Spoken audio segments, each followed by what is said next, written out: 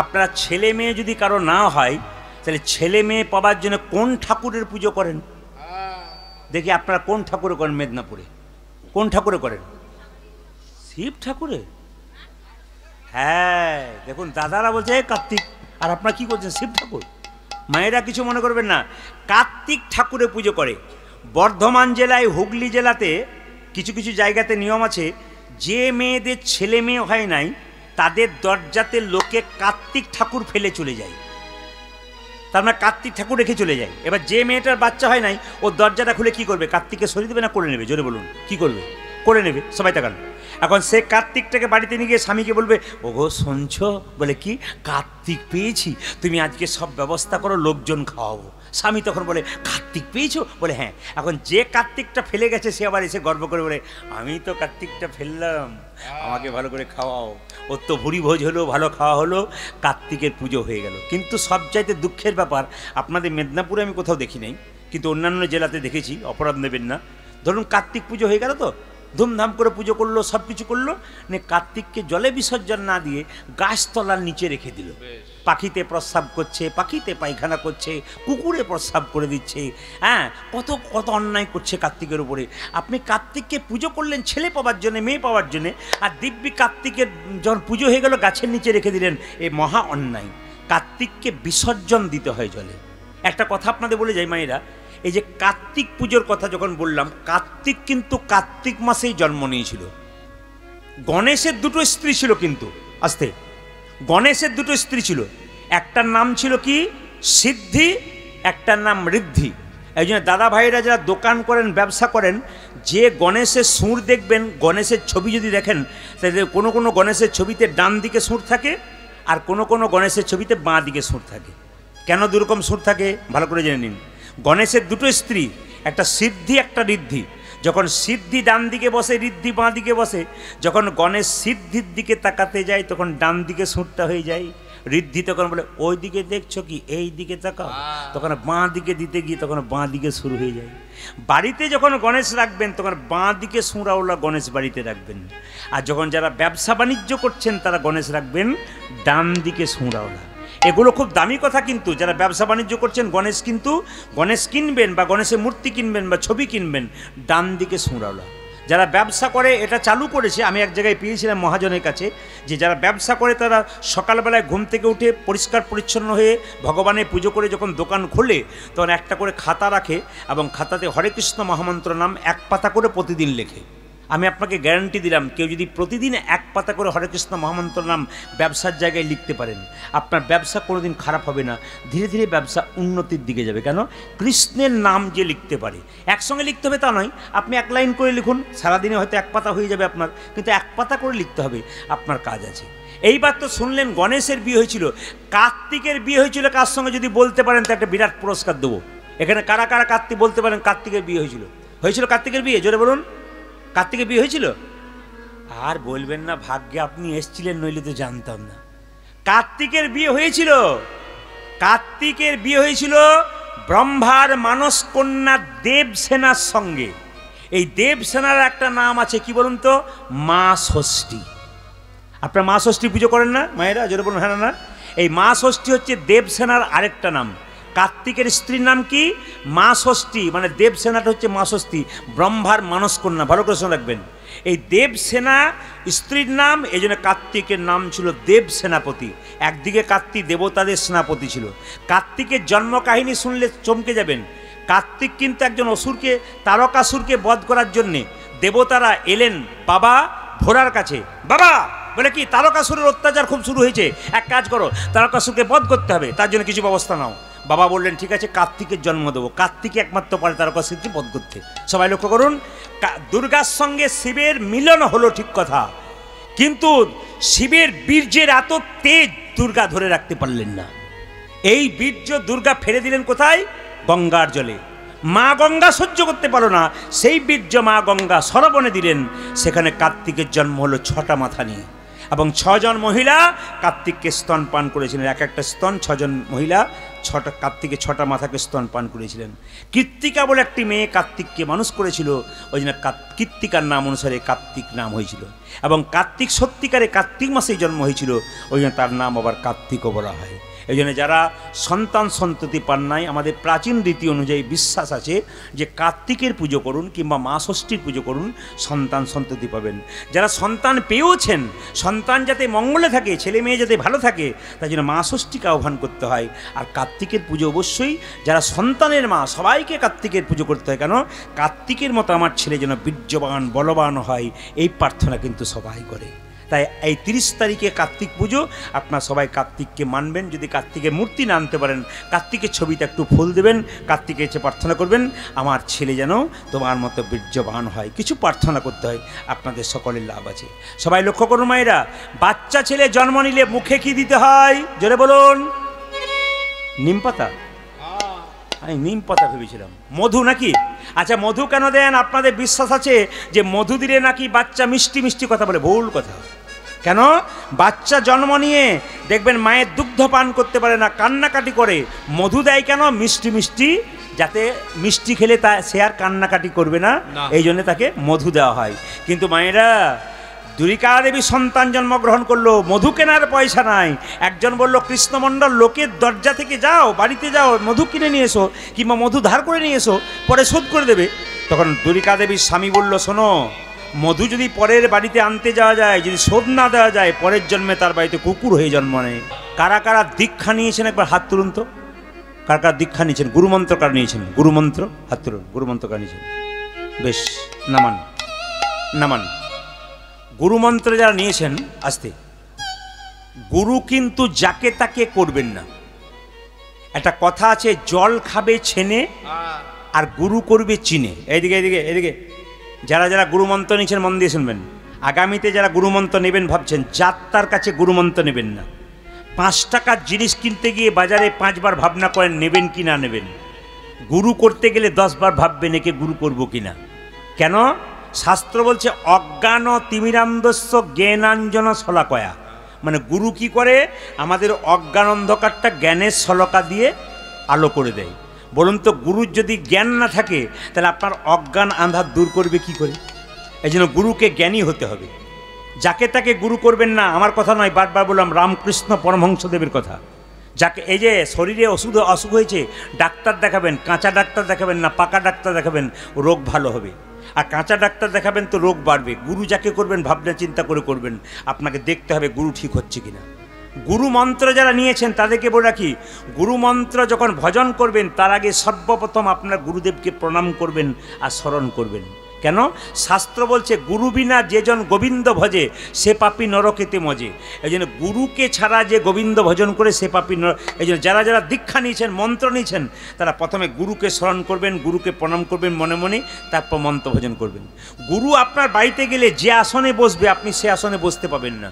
গুরু যে সেখানে শুয়ে থাকবে, আপনি সেখানটা শুতে পাবেন না। কেন? ওটা গুরুর আসন, যতক্ষণ আপনাকে থাকবে। গুরু আপনার বাড়ি যাবে, খালি হাতে যাবে না। আপনি যেমন শিষ্য, আপনি খালি হাতে গুরুর কাছে যাবেন না, ঠিক সেরকম গুরুরও কর্তব্য আপনার বাড়ি এলে 5 টাকা 10 টাকা 15 টাকার কিছু নিয়ে আসবে। কেন? আপনার বাড়িতে বাচ্চা আছে, তাদের হাতে কিছু তুলে দিতে হবে। গুরু শুধু আপনার বাড়িতে নেবে আর আপনি দেবে, আপনাকে দেবে না তা বললে হবে না, আপনাকেও দেবে। কেন? গুরু আর শিষ্যের সম্পর্ক কেমন? যদি মেয়ে হয় তাহলে মেয়ের মতো, আর ছেলে হয়তো ছেলের মতো। শাস্ত্র পরিষ্কার করে বলছে, আপনার স্কন্দ পুরাণ পড়ুন, যারা বইপত্র পড়েন, বইটার নাম বলে দিলাম, স্কন্দ পুরাণ পড়ুন, পরিষ্কার করে বলছে। কি বলছে? যে গুরু হচ্ছে বাবার মতো। কেন না? গুরু নিজের মেয়েকে, নিজের ছেলেকে যেরকম ভালোবাসবেন, নিজের মেয়ে ছেলের উন্নতি যেরকম চাইবেন, শিষ্যদের উন্নতি সেই রকমই চাইবে। খুব ভালো করে শুনবেন কথাগুলো। আপনার স্কন্দ পুরাণ বলছে, শাস্ত্রের কথা বলছি। আবার শাস্ত্র বলেছে, শ্রীমদ্ ভাগবত গীতা পড়ুন, 80তম অধ্যায় 34তম শ্লোকে বলছে শ্রীমদ্ ভাগবত গীতাতে, যে যদি কেউ গুরু সেবা না করে, তবে গোটা গোবিন্দ সেবাটাই বেকার হয়ে যায়। এই জন্য গুরু সেবা করতে হয় মায়েরা। গুরুকে যত সেবা করবেন, গোবিন্দের কৃপা। তবে গুরু কিন্তু পাকা হওয়া চাই। কাঁচা গুরু পাকা গুরু বুঝবেন কি করে? কাঁচা গুরু তারা মন্ত্র দেবার আগে চুক্তি করে যারা, এই আমার কাছে মন্ত্র নিবি, 500 টাকা 1 বস্তা চাল, 2 সোনা জিনিস দিতে হবে। ওই যে মন্ত্র দিয়ে বাড়ি চলে গেল আর আপনার বাড়ির দিকে মুখ করলো না, ইনি হচ্ছেন কাঁচা গুরু। আর পাকা গুরুকে মন্ত্র দেবার আগে চুক্তি করে না, যে এই মন্ত্র নিবি, বলে হ্যাঁ, কি দক্ষিণা দেবার কথা বলছিস? দক্ষিণা কিচ্ছু লাগবে না, কেন আমি তোর বাবা, তুই আমার ছেলে, তোর তো সব কিছু আমার, আবার দিবি কি? ইনি হচ্ছেন পাকা গুরু। তাই বারবার বলবো, গুরু যারা করেছেন, গুরু যারা করবেন, তারা কিন্তু বিচার করে গুরু করবেন, যাকে তাকে গুরু কিন্তু কোনো মতে করবেন না। এটা কে বলছে? রামকৃষ্ণ ঠাকুর বারবার আমাদের সাবধান করে দিয়েছেন। আচ্ছা, আমি আপনাদের বলতে চাই, ভগবান দুটো কান দিয়েছে আর একটা মুখ দিয়েছে। শুনবেন কটা? শুনবেন বেশি না বলবেন বেশি? জোরে বলুন। ভগবান কি বলেছে? দুটো কান দিয়েছে, মানে শুনতে বেশি বলেছে না বলতে বেশি বলেছে? জোরে বলুন। শুনতে বেশি বলেছে আর বলতে কম বলেছে। যারা শুনবেন বেশি আর বলবেন কম, তাদের লাভ আছে। এখানে আমি দেখতে পাচ্ছি, আমার চোখ কিন্তু ক্যামেরার মতো ঘুরছে। যারা প্রকৃত কীর্তন শ্রোতা, তারা কিন্তু চুপচাপ শুনছে, এদিক ওদিক তাকাচ্ছে না। আর যাদের মাঝে মাঝে মনে হয় একবার ঘর গেলে হয়, ঘুমানোর দরকার আছে, মানে কোনো মানেই বোঝে না। আমাকে একজন সুন্দর কথা এখানে বললেন, খুব ভালো, যে সনাতন ধর্ম সম্পর্কে কিছু বুঝেই না, এই করতে হয় করে, একটু বুঝিয়ে বলবেন যে করতে হয় করে না, তা নয়। সনাতন ধর্ম কি, কেন করবেন, আপনি কী জন্য এসছেন, আপনার উদ্দেশ্য কী, আপনি এসছেন কেন? আপনি ভগবানের কাছ থেকে এসছেন, আর উদ্দেশ্য কি? ভগবানের ভজন করা। প্রধান উদ্দেশ্য কি? সংসার করা, কিন্তু ভগবানের ভজন করা। সংসারে থাকবেন, ভগবানের নাম করবেন, আপনার লাভ আছে।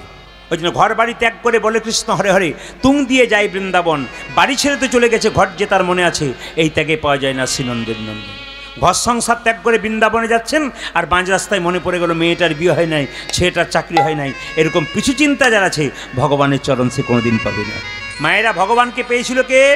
জনক ঋষি রাজা, যিনি পুণ্যত্যাগী ছিলেন, তিনি কোনোদিন সংসার ত্যাগ করেন নাই, সোনার পুরীতে বসে থাকতো, মনকে সেজে গোলকে রাখতো। এরকম ত্যাগী হওয়া যায়, কৃষ্ণচরণ পাওয়া যায়। আপনাদের দু ভরি সোনা হলে কত অহংকার হয়ে যায়।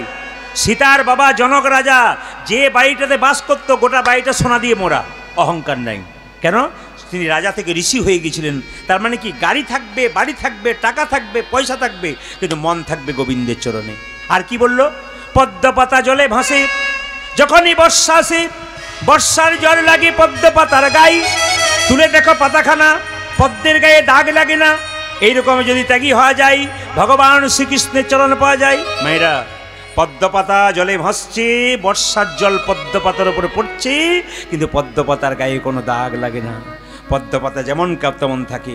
সংসারে পদ্ম পাতার মতো থাকো, দুঃখের ছাপ যতই থাক, গোবিন্দ চরণ কিন্তু ছিল না, একই রকম থেকে যাবে।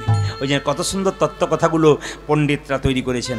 ছোট্ট দুঃখী জন্ম হলো, দুঃখী নাম রাখলেন।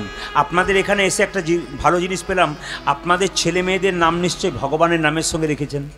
ছেলের নাম কৃষ্ণ বিষ্ণু নারায়ণ ডাকবেন, 10 বার ডাকবেন দিনের মাথায়। কৃষ্ণ খেলা কর, কৃষ্ণ খেয়ে নে, কৃষ্ণ স্কুলে যা, কৃষ্ণ পড়াশুনো কর। 8 বার ভালোভাবে ডাকবেন, 2 বার গাল দেবেন, ক্ষতি নেই, 8 বার তো ভালোভাবে ডাকবেন। ছেলে মেয়ের নাম এখন তো সিরিয়ালের নামে নাম রাখছে। আমি একটা জায়গায় গান করছিলাম, হঠাৎ করে 5টা ছেলে খেলা করছে রাস্তাতে। আমার দাদা, ছেলেগুলো খুব চিৎকার করছে, ঘুমোতে দিচ্ছে না। বলছে ছেলেগুলো অন্য কারণে আমার। আমার বাবারে, আপনি তো পঞ্চপাণ্ডবের বাপ, নিশ্চয়ই যুধিষ্ঠির, ভীম, অর্জুন, নকুল, সহদেব নাম রেখেছেন। বলছে ও নাম কে রাখে? আমি নাম রেখেছি ঝন্টু, মন্টু, নন্টু, নাট আর বল্টু।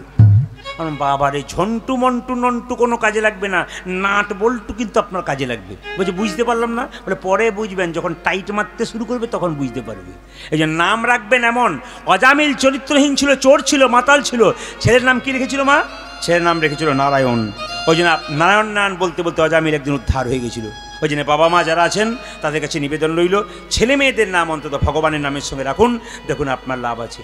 ছোট্ট দুঃখী আস্তে আস্তে বড় হলো। মায়েরা, তার বাবা একদিন বুঝিয়ে দিল, দুঃখী রে, তুই দুঃখের সংসারে জন্ম নিয়েছিস, একমাত্র উদ্দেশ্য কি জানিস? ভগবানের চরণ লাভ করা। বলছে বাবা, ভগবানের চরণ লাভ করতে গেলে কি করতে হবে? বলে নবদ্বীপ চলে যা, বড় বড় গুরুদেবের সঙ্গ পাবি, দেখবে একদিন রাধারানীর কৃপা তুই পেয়ে যাবি। সবাই লক্ষ্য করুন, ছোট্ট দুঃখী রাত্রিবেলায় মাঝরাত্রিতে বাবা মাকে প্রণাম করছে। আমি আপনাদের বলে যাই, ঘুমন্ত অবস্থায় কাউকে প্রণাম, জোরে বলুন, ঘুমন্ত অবস্থায় কাউকে প্রণাম, জোরে বলুন, করবেন না। কেউ চলছে ধীরে, চলতে চলতে হঠাৎ করে প্রণাম করে দেবেন না, দাঁড়াবে তারপর প্রণাম করবেন। কেউ সাবান মাখছে, আপনি প্রণাম করে দিলেন, ভুল করছেন। কেউ তেল মাখছে, আপনি প্রণাম করে দিলেন, ভুল করছেন। কেউ মন্দিরে গেছে, আপনি ভগবানের কাছে তাকে প্রণাম করে দিলেন, ভুল করছেন। মন্দিরে গেলে ভগবানের কাছে কেউ প্রণাম করবেন না, যাকে প্রণাম করবেন সে অপরাধী, আর যে প্রণাম করবেন সে অপরাধী। এই জন্য বারবার বলবো, কিছু কিছু জায়গা আছে প্রণাম করতে নাই। দুঃখী দেখলেও বাবা মা ঘুমাচ্ছে, রাত্রি 12টা বাজছে, দুঃখী মা বাবাকে প্রণাম করে দূর থেকে নমস্কার করবে যে বাবা মা চললাম, তোমরা যে বলেছিলে যেতে হবে, আমি চলে যাই, আমি চলে যাব। দূর থেকে প্রণাম করছে, আমি চলে যাই, চলে যাও, দাও গো বিদায়। আমি চলে যাব,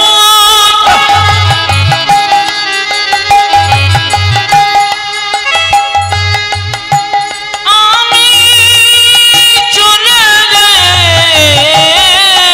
যাব,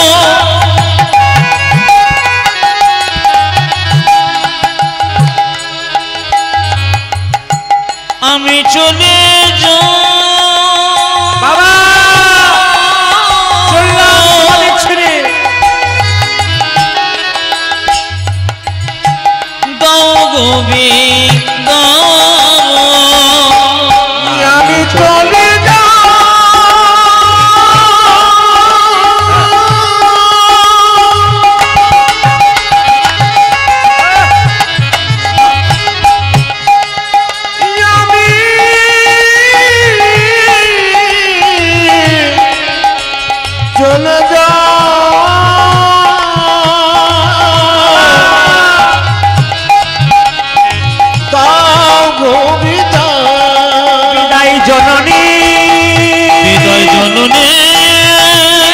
জন্মভূমি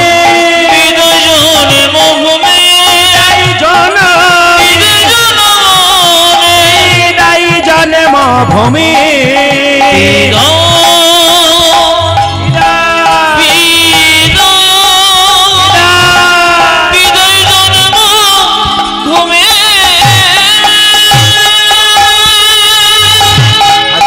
আচ্ছা আচ্ছা আচ্ছা, একবার সবাই মিলে হাত তুলে বলুন তো রাধে রাধে। আর जोर से बोलना पड़ेगा, दोनों हाथ उठा के बोलो, प्रेम से बोलो।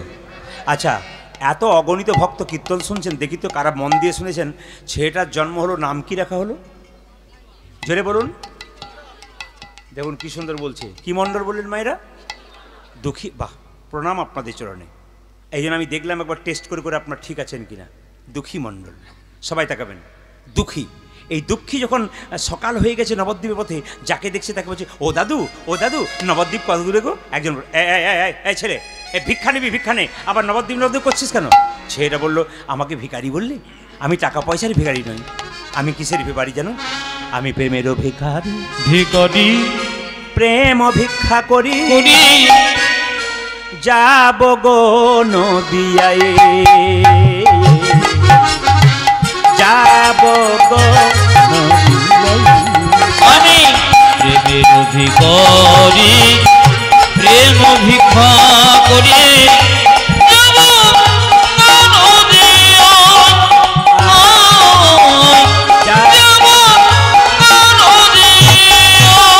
প্রেমের ভিখারি, প্রেম ভিক্ষা করি, যাব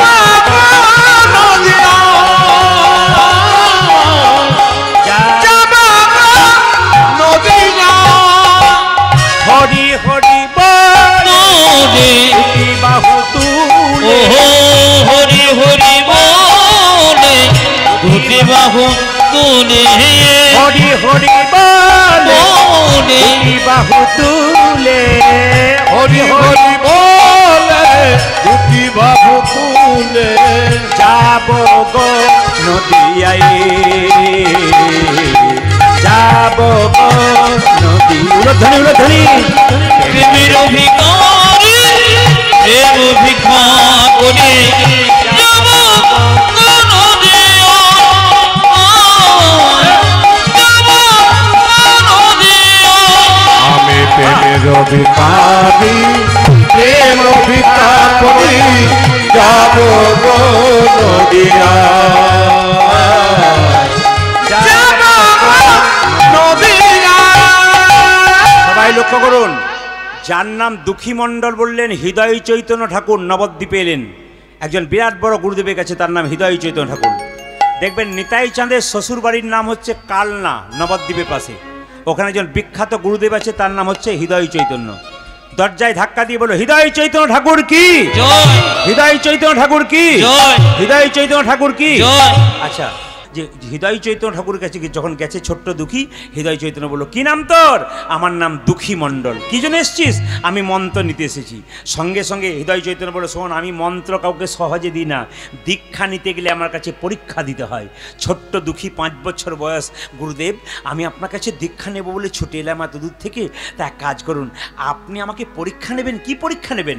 গুরুদেব বলছে, একটা মাটির কলসি তোর মাথায় চাপিয়ে দিলাম, প্রত্যেক দিন গঙ্গা থেকে জল এনে আমার তুলসী বাগানে দিবি, যেদিন তোর জল দেওয়া শেষ হবে সেই দিন আমি তোকে মন্ত্র দেবো। ছোট্ট দুঃখী বলছে, কোনো অসুবিধা নেই, আমি মাটির হাঁড়িটা করে প্রত্যেক দিন গঙ্গা থেকে জল আনবো, আমার যা হবে হবে, আমি দীক্ষা নেবো তবে ছাড়বো। যারা যারা গুরু মন্ত্র নিয়েছেন আমি তাদেরকে বলবো, করজোরে বসুন, মাথায় কাপড়টা নিয়ে, আর দাদা ভাইয়েরা একটু বাবু হয়ে বসুন, নিজের গুরুকে স্মরণ করুন। এই গানটা গাইতে গাইতে ছোট্ট দুঃখী যাচ্ছে গঙ্গায় জল আনতে, সবাই বাবু হয়ে বসবেন, একবার গাইতে গাইতে যাচ্ছে, নিজের গুরুকে স্মরণ করুন, আর এই গানটা গাইতে পারলে ভালো। ছোট্ট দুঃখী গাইতে গাইতে যাচ্ছে, জয় জয় শ্রী গুরু প্রেম কলপতরু,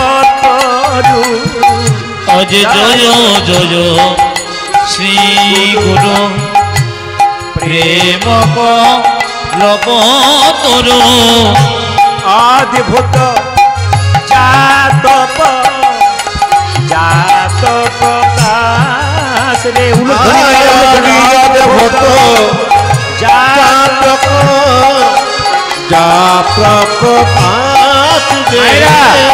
যারা যারা গুরু মন্ত্র নিয়েছেন নিজের গুরুকে এই সময় স্মরণ করুন, যদি বেঁচে আছে তাও, আর যদি ছবিটা মূর্তিটা আছে ফটোর মধ্যে চিত্রের মধ্যে তাও স্মরণ করুন। জয় জয় শ্রী গুরু প্রেম কলপতরু, আজ জয় জয় শ্রী গুরু প্রেম কলপতরু, অদ্ভুত জাতক জাতক অদ্ভুত জাত প্রকাশ রে, গুরু রূপে অদ্ভুত প্রকাশ, আমার গুরু রূপে অদ্ভুত প্রকাশ, জয় ব্রহ্ম গোবিন্দ আমার গুরু রূপে অদ্ভুত প্রকাশ, জয় ব্রহ্ম গুরু রূপে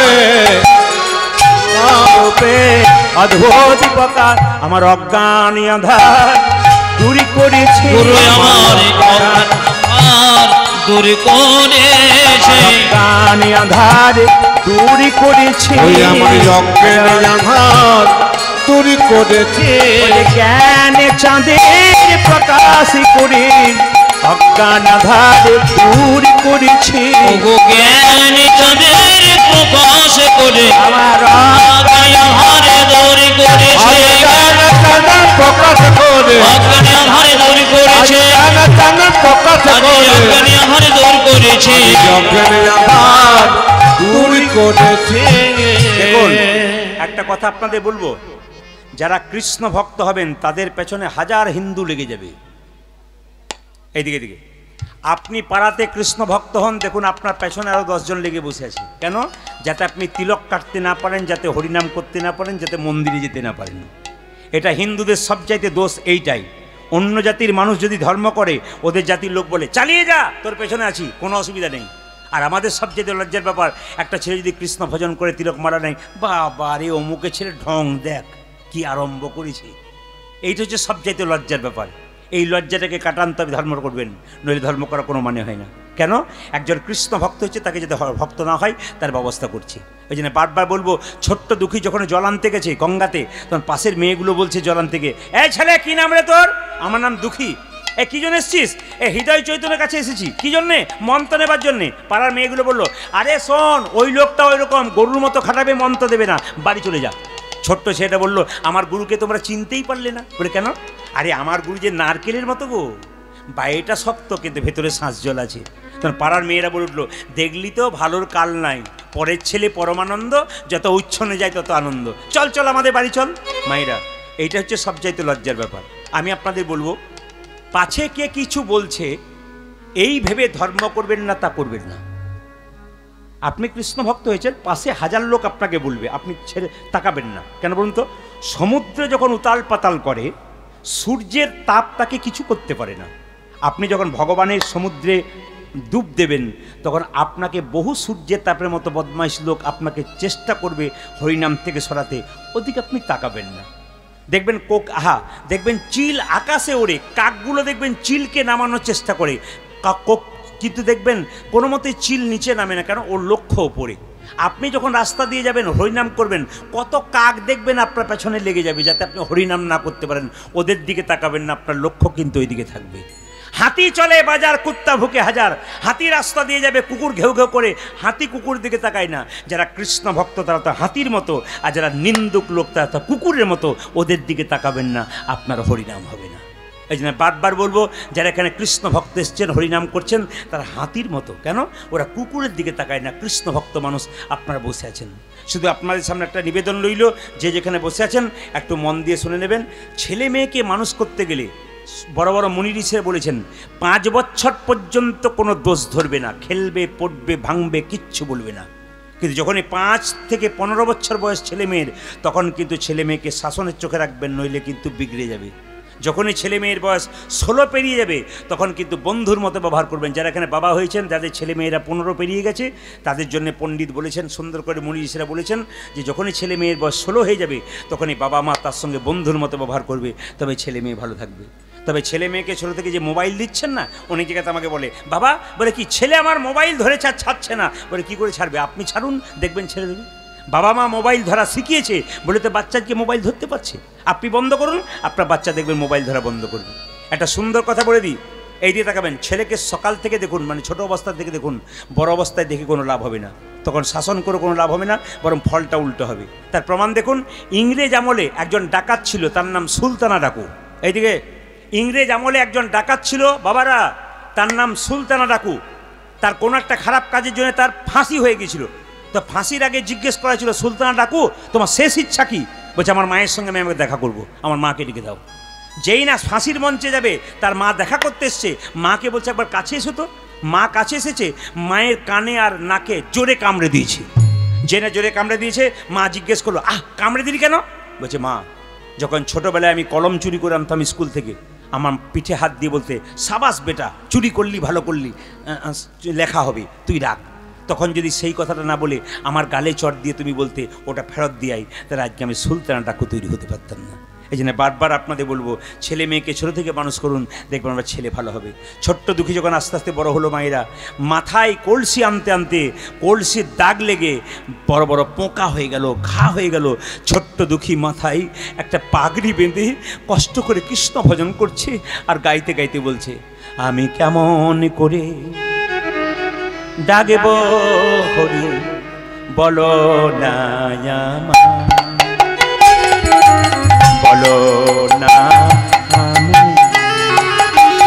আমি কেমন করে হরি বল ডাকিব হরি। ধনী মায়েরা, ছোট্ট দুঃখী 5 বছরের বয়স,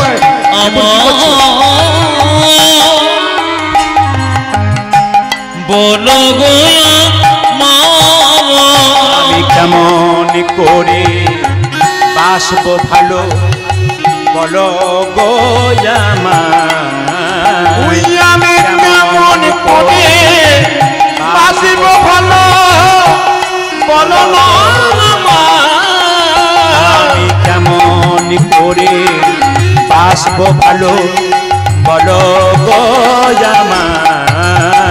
আমি কেমন করে বাসব ভালো, বলো গো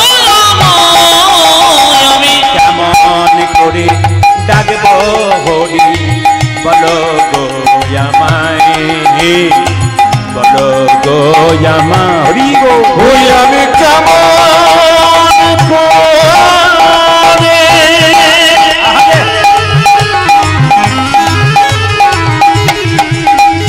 আমি ডাকিব হরি। ছোট্ট দুঃখী চলে যাচ্ছে, জলের কলসি নিয়ে, তবু কৃষ্ণ নাম ছাড়ছে না।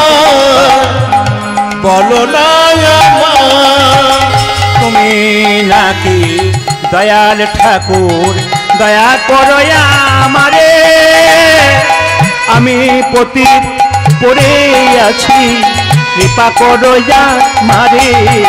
আজ তুমি নাকি দয়াল ঠাকুর, দয়া করো আমারে, আমি পতিত পড়ে আছি, কৃপা করো আমারে। তুমি নাকি দয়াল ঠাকুর, দয়া করো আমারে, আমি পতিত পড়ে আছি, কৃপা করো আমারে। যদি তুমি নাকি দয়া ঠাকুর, দয়া করো আমারে, আমি পতিত পড়ে আছি, কৃপা করো আমারে। আমি কেমন করে থাকবো হরি, বলো গো আমারে, বলো গো আমারে। ওই আমি কেমন করে ডাকবো হরি, বলো গো আমায়, বলো গো আমায়। কেমন করে ডাকবো হরি, বলো গো আমায়, বলো গো আমায়। তুই আমি কেমন করি ডাকবো হরি, বলো গো আমায়, বলো গো আমায়। মায়েরা, ও মায়েরা, দুঃখী মাথায় পাগড়ি বেঁধেছে, ঘা হয়েছে তো মাটির ঘষা লেগে, কলসি ঘষা লেগে। গুরুদেব বললো, এই দুঃখী মাথায় কি বেঁধেছিস পাগড়ি খোল। না খুলবো না। খোল বলছি, না খুলবো না। খোল না খুললে তোর একদিন কি আমার একদিন। যেই না দুঃখীর পাগড়িটা গুরুদেব জোর করে খুলে দিয়েছে, অমনি পুঁজ রক্ত ঘা দেখতে পেয়েছি। দুঃখী, যেদিন থেকে তুই বাবা মাকে ছেড়ে আমার কাছে এসেছিলি, আমি তোর বাবা, আমি তোর মা, তুই আমাকে বলিসনি কেন বাবা আমি তোর কবিরাজ ডেকে চিকিৎসার ব্যবস্থা করতাম?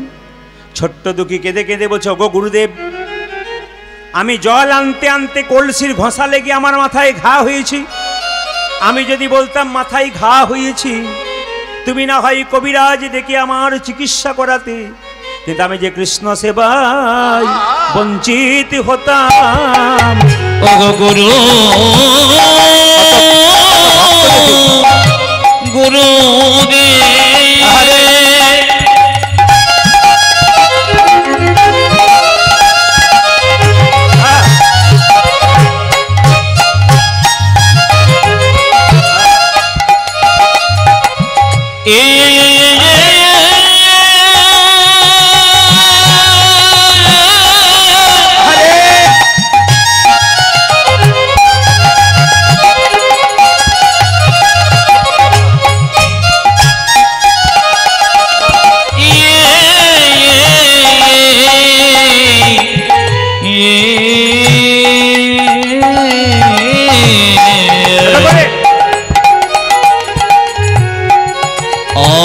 কৃষ্ণ সেবা বঞ্চিত হতাম।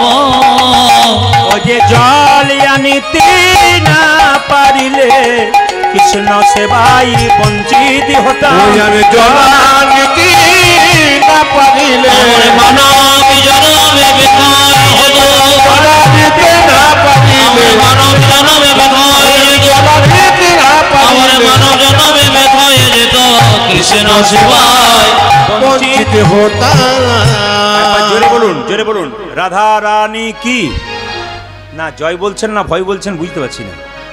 আচ্ছা একটু জোরে বলুন, শ্যাম সুন্দর কি। বাহ, ছেলেগুলোর জোর আছে কিন্তু মায়েদেরও জোর আছে। মদন মোহন কি, হরিবাসর কি, সাধুগুরু বৈষ্ণব কি, যাদের ঘুম আসছে তাদের কি না পরীক্ষা করে দেখছি। দেখবেন আপনার লক্ষ্য করবেন, যাদের ঘুম আসছে তারা চটিটাকে গুটিয়ে চটির প্রতি কি প্রেম দেখবেন, যা করবে করবে চটিটাকে কি যত্ন করে নিয়ে যাবে দেখবেন, লক্ষ্য করবেন আপনার। যেরকম রাধা রানী কি, শ্যাম সুন্দর কি, মদন মোহন কি, হরিবাসর কি, সাধুগুরু বৈষ্ণব কি। আমি আগেই বলেছি, আজকের রাত্রিটা যে গোবিন্দকে দেবে, গোবিন্দ আপনাকে দেবে। একটু শব্দ না করে শুনে নিন। আজকে যে রাস পূর্ণিমা রাত্রি, বজগোপীরা প্রেম, বজগোপীরা রাত্রিবেলায় ব্রজগোপীর কাছে কৃষ্ণের কাছে গিয়েছিল। কৃষ্ণ কি জিজ্ঞেস করেছিল দেখুন, এই যে রাত্রিবেলায় কোথায় এসেছো? তোমার কাছে। আপনার তো মায়ের আছেন, বজগোপীর এসেছিল ছুটে রাত্রিবেলায়। কৃষ্ণ বলছে এত রাত্রি কোথায়? তোমার কাছে। কি জন্যে? তুমি পরম পিতা, তুমি পরম পুরুষ, তোমার কাছে এলাম। যাও, ফিরে যাও। কোথায়? তোমার স্বামীর কাছে।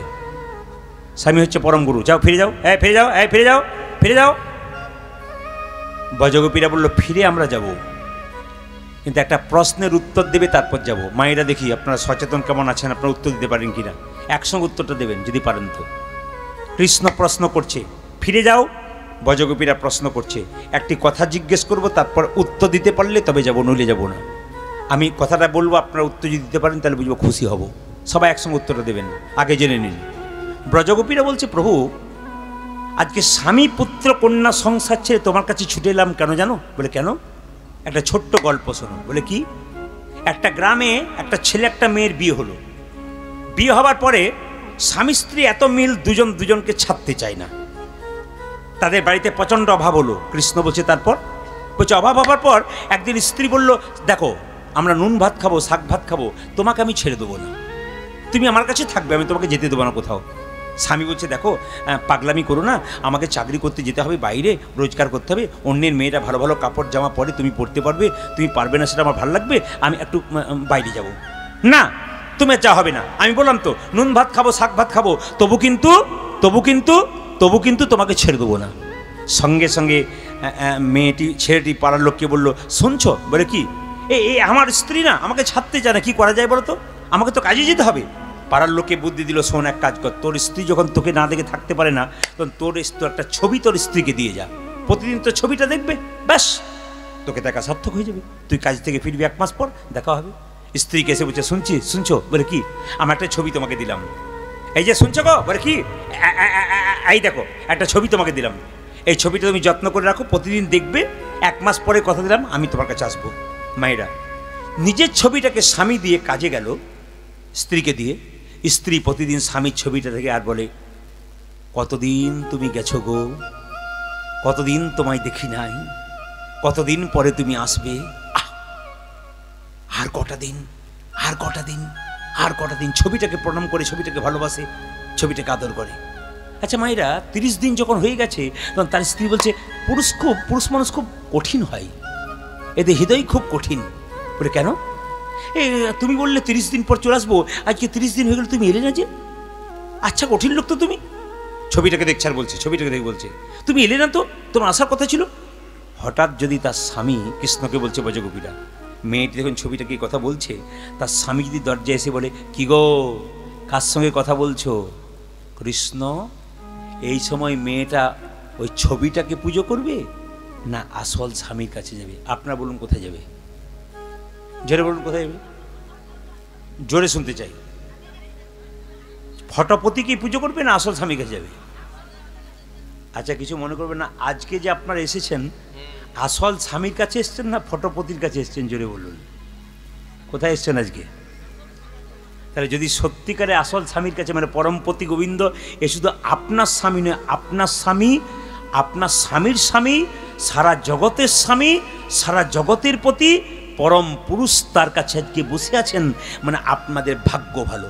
যদি আজকের রাত্রিতে কেউ চটি গুটিয়ে চলে যায়, নি মনে করে ঘরে আমার সংসারে মঙ্গল হবে, আমি কৃষ্ণকে ছেড়ে চললাম, ভুল করছে সে, একবার পাক্কা ভুল করছে। কেন? আজকের রাত্রিটা পুরো গভীর। এই জন্য আমি আজকে সিদ্ধান্ত নিয়েছি, আজ আমি 3টে পর্যন্ত কীর্তন করব। রাজি আছেন? না না না না, 3টে মানে ভোর 3টের কথা বলিনি, 3 ঘন্টার কথা বলেছি। হ্যাঁ, কিন্তু কিছু মনে করবেন না, কিন্তু কিছু মনে করবেন না, 3 ঘন্টা বলেছি না, 8টায় শুরু হয়েছে, 11টা কিন্তু বেজে গেল। আমি কমিটিকে বলেছিলাম, দাদা আমার 3 ঘন্টা রিল, আর আমার রিল নাই। ওনারা বললেন ছেড়ে দিলাম আপনাকে, রিল আছে না আছে আপনি বুঝুন। এখন যদি আপনারা রাজি থাকেন তাহলে রিল আমি বাড়াবো। রাজি আছেন? হাত তুলুন কারা কারা রাজি আছেন। এতজন রাজি আছেন, আজকে গোবিন্দকে দিয়ে দেবেন সারাত্রিটা। বাহ, খুব খুশি, জোরে বলুন শ্যাম সুন্দর কি।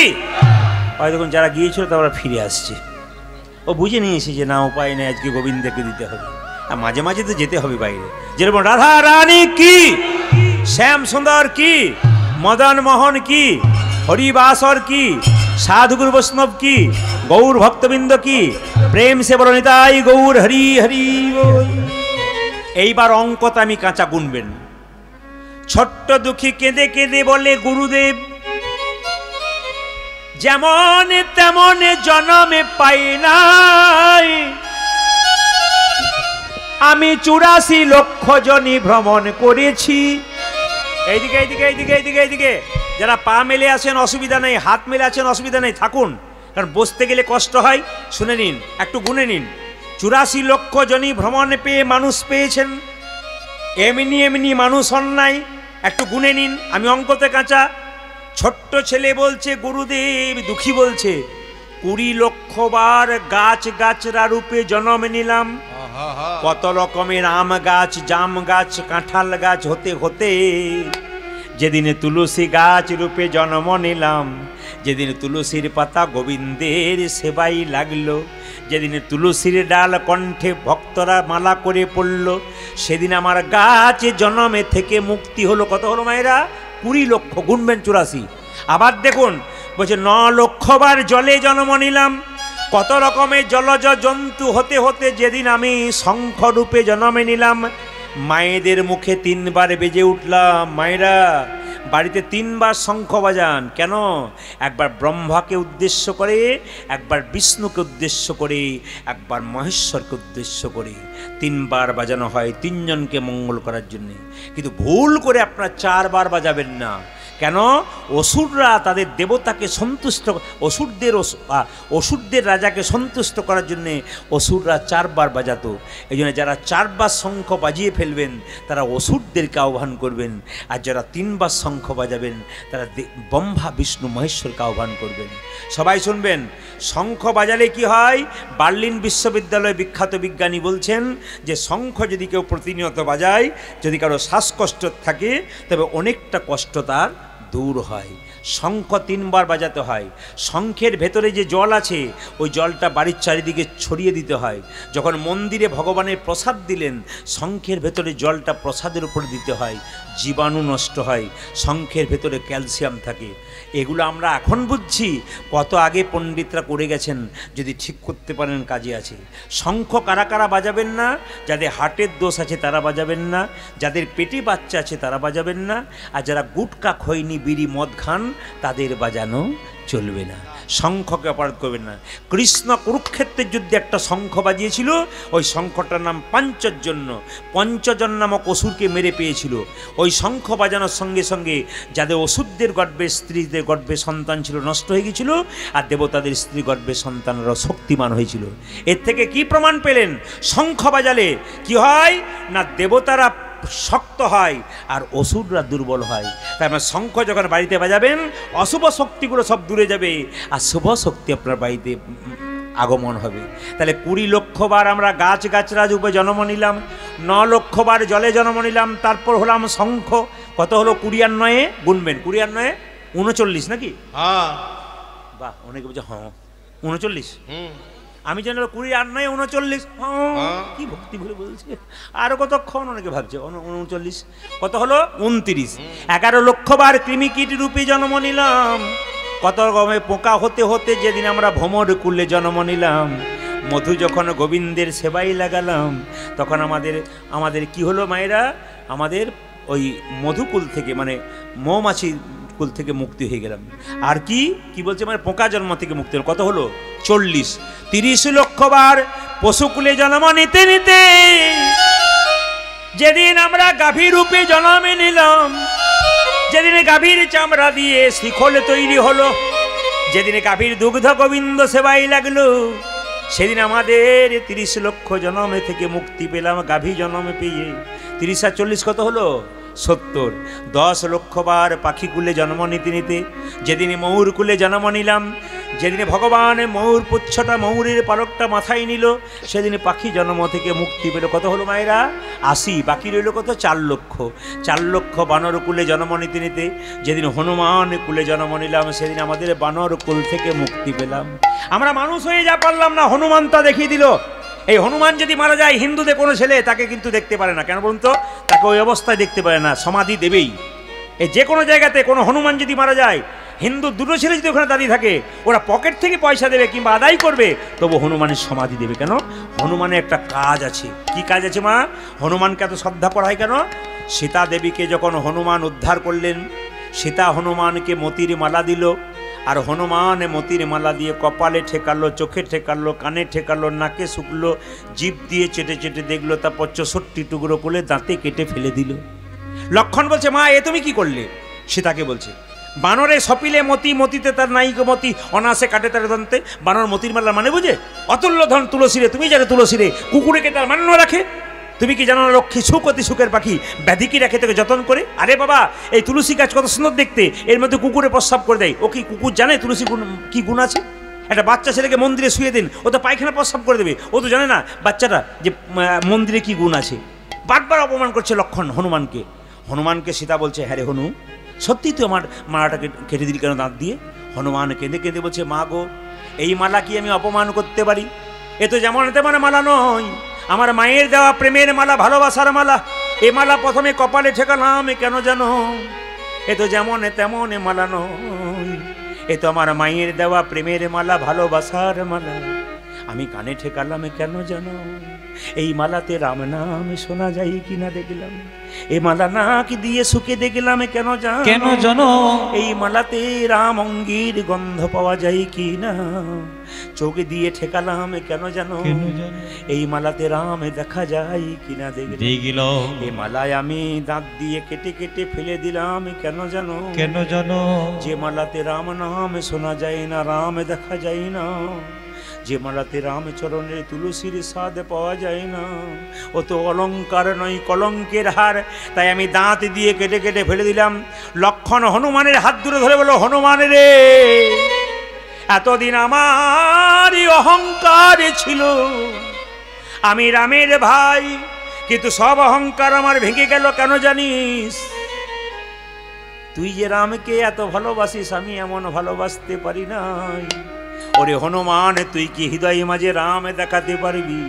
হনুমান বলল, লক্ষণ তোমার তীরটা দাও। লক্ষণ যে না তীরটা দিয়েছে, হনুমান বক্ষ বিদীর্ণ করেছে, দেখলো একা রাম নয়, দেখে সীতারামের যুগল মিলন, দেখে সীতারামের যুগল মিলন, রামের যুগল মিলন, হনুমানের হৃদয় মাঝে সীতারামের যুগল।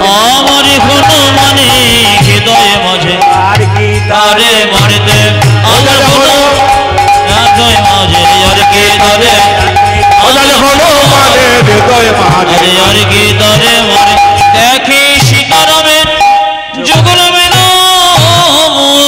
ছোট্ট দুঃখী বললো, এবার দীক্ষা দেবে? বলে, এবার দীক্ষা দেবো। তুই দীক্ষা সঙ্গে করে নিয়ে এসছিস। ছোট্ট দুঃখী দেখুন কি বলছে, দেখুন। ছোট্ট দুঃখী বললো, তাহলে আমি এবার যাই? বলে, হ্যাঁ শোন, তোকে একটা ছোট্ট চিঠি লিখে দিলাম, তুই বৃন্দাবনে চলে যা, তুই রাধারানী কৃপা পাবি। ছোট্ট দুঃখী গুরুদেবকে প্রণাম করে চললো কোথায়? গুরুদেব বললো, শোন, তোর নাম তো দুঃখী রেখেছে, আমি তোর নাম দিলাম কৃষ্ণদাস। তোর নাম হলো আজ থেকে দুঃখী কৃষ্ণদাস। বাবা নাম দিয়েছে দুঃখী, আর গুরুদেব নাম দিয়েছে কৃষ্ণদাস। এই দুঃখী কৃষ্ণদাস নাম ধারণ করে বৃন্দাবনের পথে চললো ছোট্ট দুঃখী, আর গাইতে গাইতে যাচ্ছে, ওই আমি কোথায় গেলে পাবো গো দেখো আমার ঘন শ্যাম, আমার ঘন শ্যাম শ্যাম। ওই আমি কোথায় গেলি পাবো গো দেখো, আমায় ঘনশ্যাম, আমায় ঘনশ্যাম। আমি কোথায় গেলে পাবো গো দেখা, আমার ঘন শ্যাম, আমার ঘন শ্যাম। ওই আমি কোথায় গেলে পাবো গো দেখা, আমায় কোনো আমার বাবা কোথায় আমার কৃষ্ণ কানা, করি কোন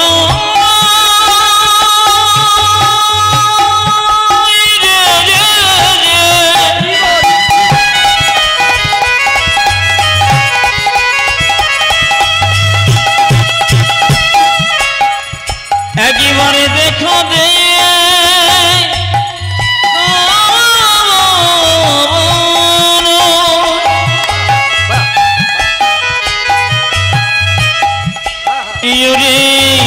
নয় দেখো দে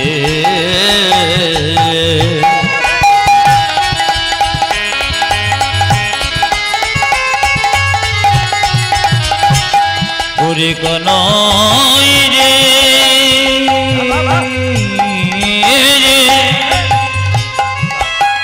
একবার দেখো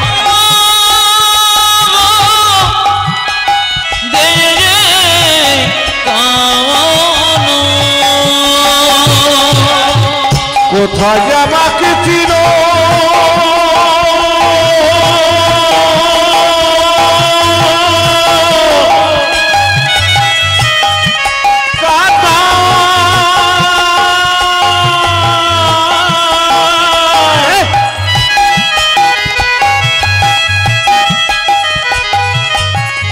কোথায় ঘন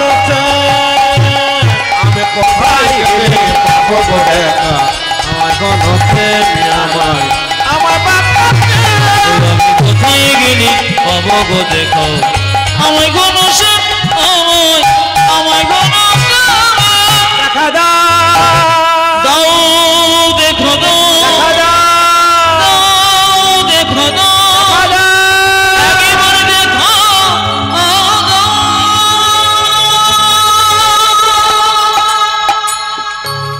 জীব গোস্বামী পাদ কি বৃন্দাবনে জীব গোস্বামী পাদের কাছে এলেন। গুরুদেব জিজ্ঞেস করলো কি নাম তোর? দুঃখী কৃষ্ণদাস। যে কৃষ্ণের দাস হয় সে কখনো দুঃখী হয়? গুরুদেব জিজ্ঞেস করছে যে কৃষ্ণের দাস হয় সে দুঃখী হয়? যে মায়ার দাস হয় সে দুঃখী হয়? বলছে না না, আমার বাবা নাম রেখেছে দুঃখী আর আমার গুরুদেব নাম রেখেছে কৃষ্ণদাস। কেউ জিজ্ঞেস করলে একসঙ্গে বলি দুঃখী কৃষ্ণদাস। কি জন্য এসছিস? এই যে আমার গুরুদেব আমাকে আপনাকে চিঠি দিয়েছে। দেখি দেখি দেখি দেখি একই রে, তোর গুরুদেবের নাম হৃদয় চৈতন্য? বলে হ্যাঁ। আচ্ছা, আমার গুরুদেবের নাম শুনে আপনি চমকে গেলেন কেন? জীব গোস্বামী বলল তোর গুরুদেব কি যেমন তেমন গুরুদেব? তোর গুরুদেবের নাম হৃদয় চৈতন্য কেন হয়েছিল জানিস? হৃদয় মাঝে নিতাই গৌরকে নাচাতে পেরেছিল, এই জন্য তার নাম হয়েছিল হৃদয় চৈতন্য ঠাকুর। তোর গুরুদেব যেমন তেমন গুরুদেব নয়। আই তোকে আমি বৃন্দাবনের ভজন শেখাবো, তুই বৃন্দাবনে কীভাবে রাধারানীর কৃপা পাবি সব শিখিয়ে দেবো। তার আগে আমি আপনাদের বলে যাই, আপনাদের এখানে কীর্তন করতে এলাম আজকে। কি গ্রামটার নাম জানো বাবা? হ্যাঁ, কালীচরণপুর। বাহ, নামটি কালীচরণপুর, খুব ভালো লাগলো। আপনাদের কাছে একটা সুন্দর কথা বলি, আপনাদের এখানে শ্রোতা দেখলাম। তা আপনি বলবেন যে 15,000 20,000 শ্রোতা দেখছেন, এটা কি দেখলেন? সত্যি তাই, আমি 15,000 20,000 শ্রোতা দেখি, আজ এটা কিছুই নয়। কিন্তু যেটুকু দেখলাম শ্রোতা দেখলাম। কেন বলুন তো? শ্রোতা হচ্ছে 3 প্রকার। যারা মন দিয়ে কীর্তন শোনে তাদের বলা হয় শ্রোতা। চোখ দেখছি, মুখ দেখছি, আমি মাঝে মাঝে তাকাচ্ছি, দেখছি একবার ভক্তের মতো বসে আছে, এগুলোকে দেখছি শ্রোতা, এরা মন দিয়ে কীর্তন শুনতে। একটা সরতা, শ্রোতা সরতা সৌতা 3 রকম আছে। সরতা কারা? 2-3 জনকে দল বেঁধে নিয়ে এসেছিল, চল প্রদীপ পালকে একবার দেখতে যাব। ওই মোবাইলে যে বটে সে বটে তো, নইলে কমিটিকে কাল দেখাবো মজা, ওনাকে আনেন নাই। ওই সরতা, ও এসছে, ওর সঙ্গে আর 3 জন এসছে, চ বলেও 3 জনকে নিয়ে চলে গেছে, সরতা। এটা কম এখানে। আর একটি সৌতা, কোনটা বলুন তো? আমি কোথায় গেলে, এরকম পার্টি যে আপনাদের নাই তা বলবো না। কেন বলুন তো? যে ঘুমোচ্ছে সে এতক্ষণে বুঝতে পেরেছে যে বেটা খালি আমার দিকেই তাকাচ্ছে। না না, ফাঁকিবাজ ছেলের দিকে তো মাস্টার বেশি তাকায়।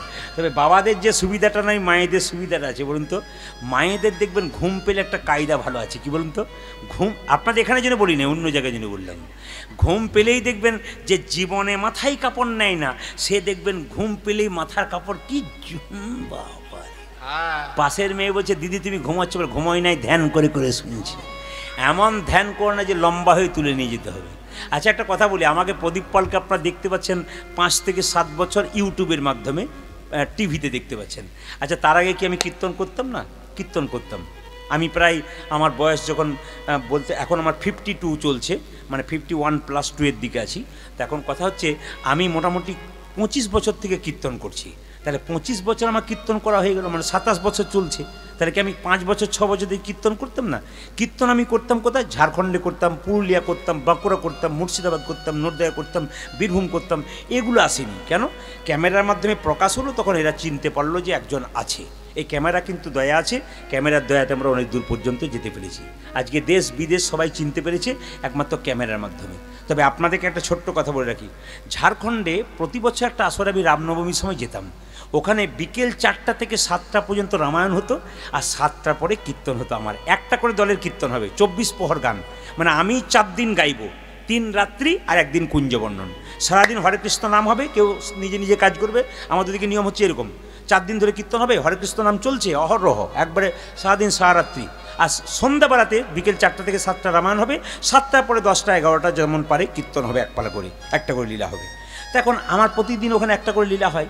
তো ওখানে কমিটি বললো, দাদা আপনার তো 4-5 বছর আসা হয়ে গেল, বললাম আমাকে এবার ছেড়ে দিন, আমার চাপ আছে।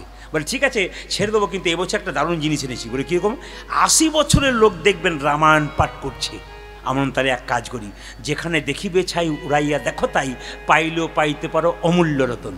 আমি মনে মনে ভাবলাম তাহলে একজন বৃদ্ধ লোক যখন রামায়ণ পাঠ করবে তাহলে ওর কাছ থেকে কিছু শিখতে পারবো। মায়েরা সবাই বলুন, এখানে যদি 4টা থেকে 7টা রামায়ণ হতো, 7টার পরে 10টা কীর্তন হতো, তাহলে বিকেল 4টা থেকে কারা আসতো? শাশুড়িরা না বউরা? জোরে বলুন, কারা আসতো? এই কেন বলুন তো? বউগুলো কি বলতো? খালি ঘরে বসে বসে কুকুরকে চোখুন, মানে যত তাড়াতাড়ি শাশুড়িগুলোকে বের করতে পারলেই বাঁচি। কেন? বাবা এসছে, মা এসছে, এখানে ঘুর ঘুর করছে, মানে তাড়াতে পারলেই বাঁচি আর কি। আপনাদের এদিকে নাই, আমাদের ওদিকে আছে, এরকম নিয়ম আছে। তো এইদিকে দেখান তো আস্তে আস্তে। তো যেই না মায়েরা হঠাৎ দেখলাম 4টা থেকে 7টা রামায়ণ হয়েছে, একজন ঠাকুমাকে একজন নাতনি আঙুলে ধরে কীর্তন শুনতে নিয়ে এসেছে। রামায়ণ পাঠ শুরু হলো, ঠাকুমা বসলো, রামায়ণ মাঝপথে আছে, ঠাকুমা পা লম্বা করলো, রামায়ণ শেষ হলো, ঠাকুমা গা লম্বা করলো, আমার কীর্তন শুরু হলো, ঠাকুমা নাক ডাকতে শুরু করলো।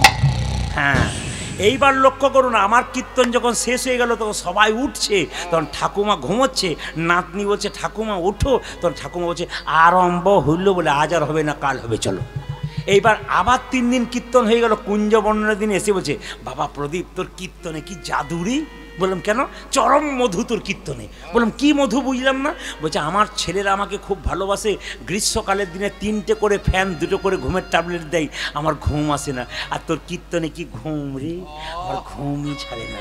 আমি মনে মনে ভাবলাম যা কাজ একটা কিছু বটে, ঘুম ছাড়ে না আর কি।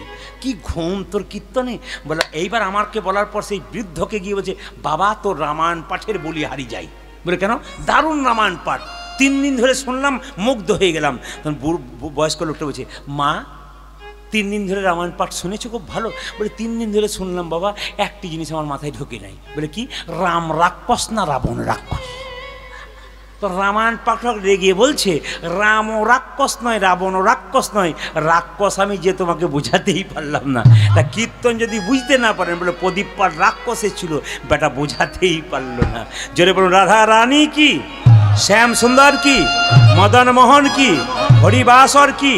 সবাই মাথায় কাপড়টা নিন, দাদা ভাইরা যারা রুমাল তোয়াল এনেছেন তারা মাথায় নেবেন, আর যদি অন্য কিছু এনেছেন মাথায় নেবেন। আর যদি মাথায় নিতে না পারেন, কিছু না থাকে, মাথায় হাতটা থেকে একটু বাবু হয়ে বসবেন। এই জায়গাটি লক্ষ্য করবেন, আপনাদের মেদিনীপুরে ছেলেটির নাম দুঃখী কৃষ্ণ থেকে কেন শ্যামানন্দ হলো, একটু লক্ষ্য করুন। ছোট্ট দুঃখীকে গুরুদেব বলল, তোর গুরুদেব যখন পাঠিয়েছে, বৃন্দাবনে প্রতিদিন কুঞ্জবনে রাসলীলা হয়। দেখুন আজকে কোন জায়গায় ফেললাম, আপনারা চিন্তা করুন। আজকে লীলাটা গাওয়ার উদ্দেশ্য কি? কোন জায়গায় ফেললাম? আজকে রাসলীলা, তো এই জন্য রাসলীলাতেই ফেললাম জায়গাটা, একবার এক জায়গাতেই। লীলাটি দুঃখী কৃষ্ণদাস, তো রাসলীলাতেই ফেললাম। কি বলছে দেখুন, গুরুদেব বলছে, শোন, প্রতিদিন বৃন্দাবনে কুঞ্জবনে রাধা গোবিন্দের রাস হয়। এই দেখে তোকে সোনার ঝাঁটা দিলাম, তুই প্রতিদিন কুঞ্জ মন্দিরে ঝাঁট দিবি। ঝাঁট দিতে দিতেই একদিন রাধা রানীর কৃপা পেয়ে যাবি। মায়েরা সোনার ঝাঁটাকে শুনবেন, কিন্তু আপনাদের পরিবেশ খুব ভালো। আমি এদিকে প্রথম এলাম, তো খুব ভালো লেগেছে আপনাদেরকে। এই অধিক রাত্রিতে আপনাদের অগণিত ভক্তের এই প্রেম আমাকে মুগ্ধ করেছে। আমি কালকে আসরতলায় গাইব, আপনাদের কথা একবারে বলবো 100%। এই আমার ক্যামেরা MK স্টুডিও এ থাকবে, এ দেখবেন ইউটিউবের মাধ্যমে আমি আপনাদের আসরটার নাম করছি কিনা। কেন? এই সুন্দর শীতের ঠান্ডা পড়েছে হালকা হালকা, আপনারা কী সুন্দর অগণিত ভক্ত ব্রজগোপীর মতো বসে আছেন, জায়গাটা একটু শুনবেন অনুরোধ করে, একবার সুন্দর জায়গা। সোনার ঝাঁটাকে নিয়ে কেঁদে কেঁদে দুঃখী বলে, ওরে সোনার ঝাঁটারে, প্রেম নইলে কৃষ্ণ পাওয়া যায় না। আস্তে আজকে যারা এখানে বসে আছেন, অনেক দূর পর্যন্ত বসে আছেন, অনেক বাবারা বয়স্ক, প্রণাম আপনাদের চরণে। কষ্ট করে দাঁড়িয়েছেন আমার ভাইয়েরা দাদারা, কষ্ট করে দাঁড়িয়ে আছেন, প্রণাম জানান আপনাদের সবাইকে। আপনারা ভক্তিপূর্ণভাবে দাঁড়িয়ে আছেন। একটু অনুরাগটা দেখুন। ছোট্ট দুঃখী কেঁদে কেঁদে বলছে, সোনার ঝাঁটা তুই প্রতিদিন গোবিন্দের মন্দিরে গোবিন্দের চরণ ধুলোতে ঝাঁট দিয়েছিস, তুই আমায় আশীর্বাদ করে যেন তোর মতো গোবিন্দের চরণ লাভ করতে পারি। গোবিন্দের মন্দিরে কেউ যদি কামতে না পারে ভগবান পাই বাবা। কি সুন্দর বলছে দেখুন। ওরে সোনার ঝাঁটারে, এই দেখে কুঞ্জ মন্দিরে এলাম। এই যে চাদরটা দেখতে পাচ্ছেন, এটা আসামের চাদর। আসামবাসীকে স্মরণ করার জন্য আমি কতদিন আগে, এই দিন 3-4 আগে আসামে বরপেটাতে ছিলাম, প্লেনে করে গিয়েছিলাম। প্রচণ্ড বৃষ্টি, 20,000 মানুষ, স্টেজ সুন্দর, একবার থই থই করছে লোকে। আসামের নিয়ম হচ্ছে কীর্তন করতে গেলে ওরা দেখা করতে প্রণাম করতে গেলে একটা করে চাদর দেবে। এই চাদরটার দাম মোটামুটি 1000 থেকে 1500 টাকা। এটা করে আসামের গামছা বলে মায়েরা, আসামের গামছা বলে। প্রধানমন্ত্রী যাক, মুখ্যমন্ত্রী যাক, ভালো ভালো কীর্তনিয়া যাক, গুণী মানুষ যাক, হ্যাঁ, সবাইকে কিন্তু এইটা ওরা দান করবে। তা আমি কীর্তন করতে গেলাম, আমাদের ছেলেদেরকে সবাইকে দিয়েছে, আমাকে তো অনেকেই এসে দিয়েছে এরকম করে একটা চাদর। এই চাদর কিন্তু আসামে একটা ভালো জিনিস আছে কি, আসামবাসীরা যে জিনিসটা আপনাকে দেবে সেটা অবহেলা করা চলবে না, ছেড়ে কথা কইবে না কিন্তু। আসামে একটা টুপি দিয়েছিল আমাকে। ওই টুপিটা যখন আমি এয়ারপোর্টে ঢুকলাম তখন আমাকে বলছে, এটাকে যত্ন করে রাখুন, যদি আসামে কেউ দেখতে পায় না, পুলিশরা বলছে এটাকে যত্ন করুন, আসামবাসী কেউ যদি দেখতে পায় যে এটাকে আপনি হেলাফেলাই করছেন তাহলে কিন্তু আপনার পানিশমেন্ট হতে পারে। ওরা এত শক্ত যে আমাদের যে ঐতিহ্য, এটাকে হেলা খেলার জিনিস নয়, এটাকে সম্মান দিতে হবে, যেটা আমরা পশ্চিমবাংলার মানুষ পারলাম না, আসামবাসী সেটা পারলো। ওরা যেটা দেয় ওটা সম্মান, ওরা ওখানে যতক্ষণ থাকবেন ওটাকে সম্মান দিতে হবে, নইলে কিন্তু আপনার পানিশমেন্ট হবে পাক্কা একবারে, আপনাকে ছেড়ে কথা কইবে না কিন্তু। ওই জন্য এই যে এইটা দিয়েছে না, এটা খুব সম্মানের সঙ্গে দেয়। তো যাক, আজকে প্রণাম করে আমি এটাকে এইভাবে করলাম কেন, ওরে সোনার ঝাঁটারে তুই প্রতিদিন গোবিন্দের চরণ ধুলিতে ঝাঁট দিয়েছিস, আজও আমি ঝাঁট দেবো, তুই আমায় কৃপা কর। ছোট্ট দুঃখী ঝাঁট দিচ্ছে কুঞ্জ মন্দিরে, কালকে গোবিন্দ রাস করে চলে গেছে। আর কুঞ্জ জয় রাধা শ্যামে জয় জয় গিরিধার, জয় রাধা শ্যামী জয় জয় গিরিধারী, আগে জয় রাধা শ্যাম জয় জয় গিরিধারী, জয় রাধা শ্যামে জয় জয় গিরিধার, আজ জয় রাধা শ্যামী জয় জয় গিরিধারী, জয় জয় রাধা শ্যাম জয় গিরিধারী, আজ জয় জয় রাধা শ্যাম জয় গিরিধারী, জয় রাধা শ্যাম জয় গিরিধারী, আগে জয় জয় রাধা শ্যাম জয় গিরিধারী, জয় রাধা শ্যাম জয় জয় গিরিধার, আজ জয় রাধা শ্যামী জয় জয় গিরিধারী, আগে জয় রাধা শ্যাম জয় জয় গিরিধারী। এর উত্তর আপনারাই দেবেন, প্রতিটি আসরে বাচ্চা ছেলে দেয়, আপনাদের দিতে হবে এই উত্তর। ছোট্ট ছেলে যখন ঝাঁট দিচ্ছে কুঞ্জ মন্দিরে, হঠাৎ দেখতে পেলে একটা সোনার নুপুর পড়ে আছে, মনে মনে ভাবলে এই নুপুরটা কার, আমার গুরুদেবকে দিয়ে দেবো, যার নুপুর তাকে দিয়ে দেবে। যেই না নুপুরটাকে স্পর্শ করেছে, গোটা শরীরে শিহরণ জেগেছে, মনে মনে ভাবছে এই নুপুরটা কোনো ভক্তের নুপুর বটে, ভক্তের জিনিস ব্যবহার করলে গোটা শরীরে শিহরণ দেয়। দেখবেন যদি কোথাও যান না, কোথাও যদি যান, বৃন্দাবন যান, গয়া কাশি যান, কোনো ভক্তে একটা চাদর যদি দেয় না, ওটা নেবেন। কেন বলুন তো, ভক্তের চাদর যদি গায়ে নেন একটু শিহরণ জাগে, কেন ভক্তের চাদরে ভক্তি থাকে তো, তাই বলছে এটা নিশ্চয়ই কোনো ভক্তের বটে, দিয়ে দেবো। আচ্ছা বলুন তো, একটু কৃপা করে বলুন তো, এই নুপুরটা কার হতে পারে? বাহ, খুশি আপনারা 100তে 100 পেয়ে গেলেন, দারুণ বলেছেন আপনারা। প্রত্যেক জায়গাতে একসঙ্গে সবাই বলে, আপনারা কয়েকজন বলেন, বলুন এই নুপুরটা কার হতে পারে, একসঙ্গে বলুন সবাই। রাধারানী। কুঞ্জ মন্দিরে নুপুরটা পড়ে আছে, এদিকে রাধারানী বাড়িতে গিয়ে ললিতাকে জিজ্ঞেস, ললিতা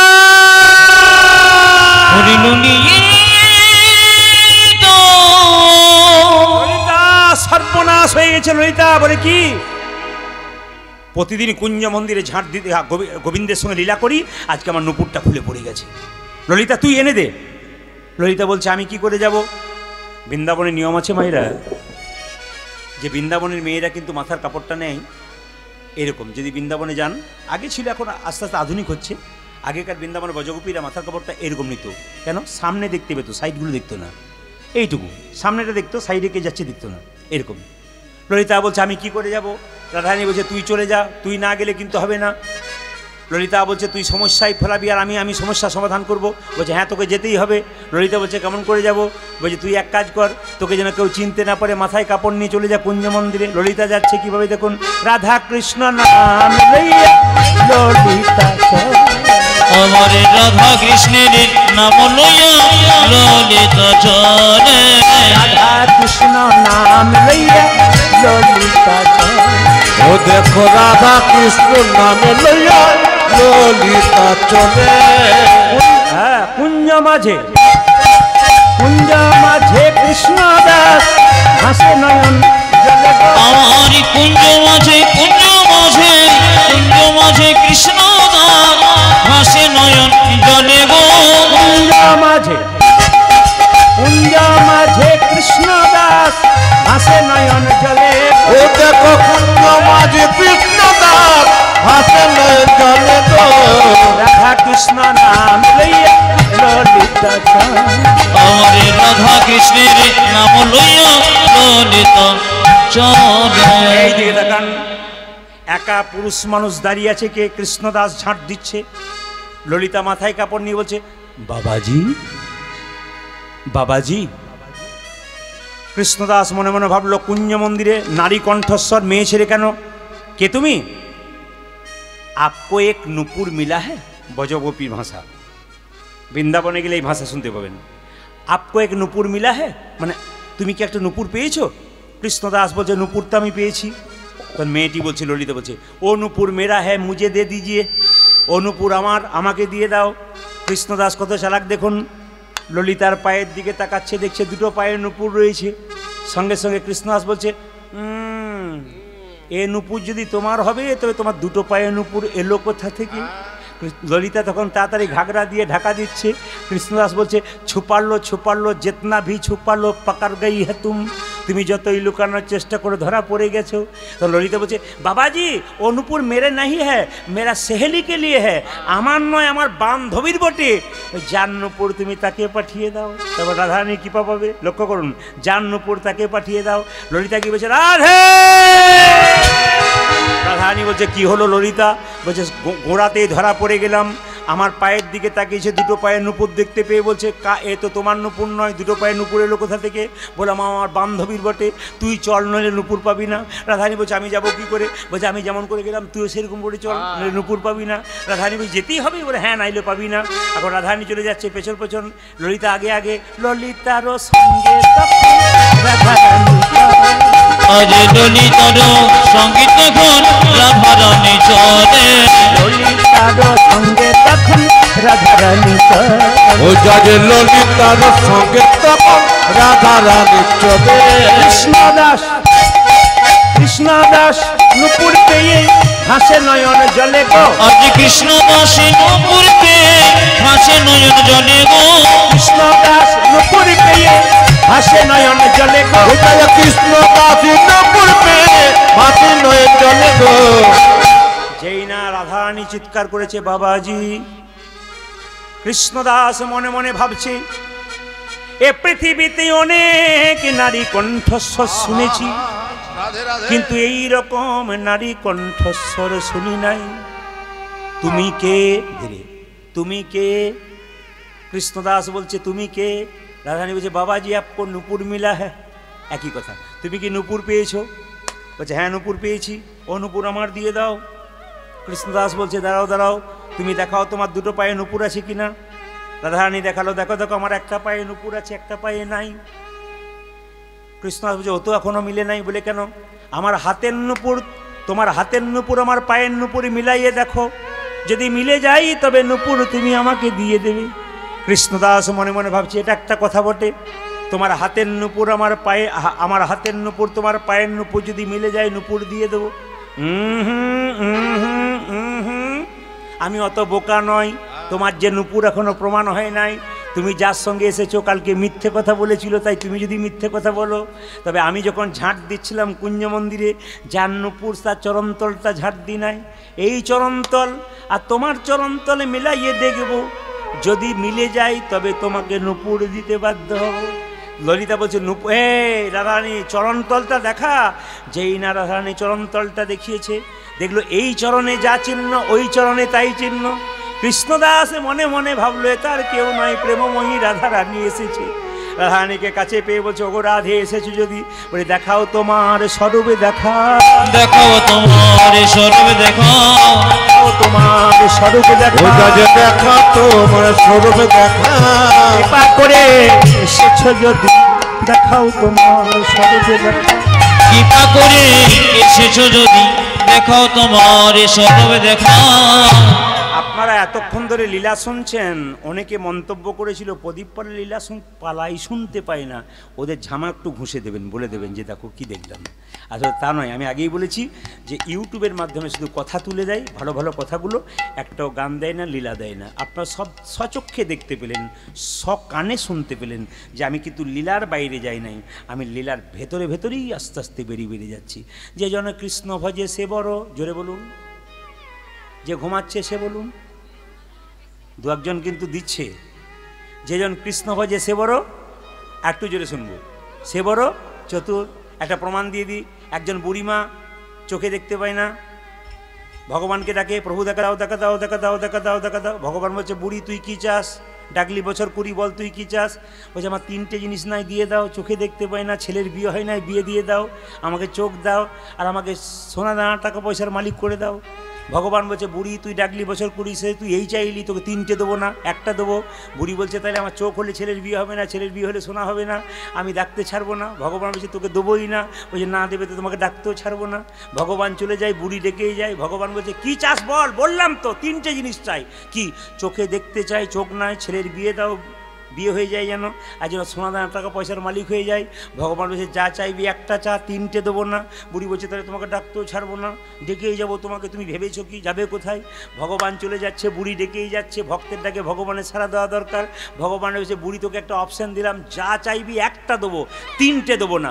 বুড়ি বলছে, তাহলে 5 মিনিট বসে একটু ভেবে ভেবে দেখি, এমন একটা বর চাইবো 3টেই নিয়ে নেবো, যেন ছেলের বিয়েও হয়, সোনা দানাও হয়, চোখও হয়। ভগবান বলছে, তুই 5 মিনিট মানে আমি 50 মিনিট বসবো, তুই ভাব বসে বসে। বুড়ি বলছে, হে গোবিন্দ, তুমি যদি যাও ডালে ডালে, আমি যাই পাতাই পাতাই, আমার চোখও চাই, ছেলের বিয়েও চাই, সোনা দানা টাকা পয়সাও চাই, আর তুমি বলেছো একটা দেবো, 3টে দেবো না, তাহলে আমার কী করা যায়? ভেবে নিয়েছি, তুমি 5 মিনিট বসো। হ্যাঁ, পেয়ে গেছি। বলে কি? আমাকে একটা বরই দাও। বলে কি? আমি যেন সোনার খাটে বসে বসে নাতি নাতনিদের খেলা করতে দেখতে পাই। কেমন দিয়েছে বুঝেছেন? কেমন ডোজ দিয়েছে? এরপরে কি বলছেন? এখনো চালু করবো না, কি বলছেন? এরকম ডোজ যদি শুরু করি তো বলে সারা রাত্রি তো শেষ হবে না। হোক হোক বললে হবে না, ঘড়ি চলে গেছে অনেক দূর পর্যন্ত। কারণ আমাদের 365 দিনে 300 দিন যেতে, হ্যাঁ 365 দিনে 300 দিন যেতে হয়, তো ওই জন্য প্রচুর চাপ থাকে। সব জায়গাতে হোক হোক হোক শব্দ পাওয়া যায়, কিন্তু কী করবেন, হোক হতে গিয়ে তো হোক হয়ে যাবে।